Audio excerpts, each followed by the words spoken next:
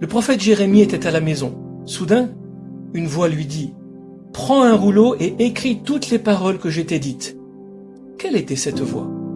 C'était celle de Dieu. Dieu avait déjà parlé à Jérémie auparavant. Alors Jérémie connaissait la voix de Dieu. Et voilà que Dieu lui demandait d'écrire ce qu'il lui avait dit.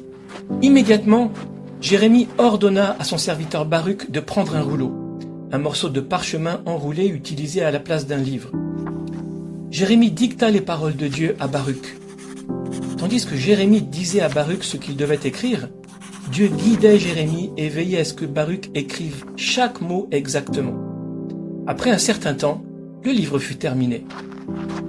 Jérémie dit à Baruch, « Va dans la maison du Seigneur un jour de jeûne et lis sur le rouleau les paroles que le Seigneur a dictées. Lis-les à tout le peuple de Juda. » Mais que fit le roi quand on lui lut la parole de Dieu?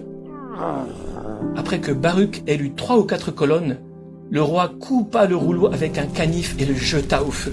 « Voilà ce que je pense de la parole de Dieu. Au feu, je n'en ai pas besoin. » Mais si tu regardes ta Bible aujourd'hui, tu y trouveras tout le livre de Jérémie, bien que le roi en ait jeté une partie au feu. Comment est-ce possible?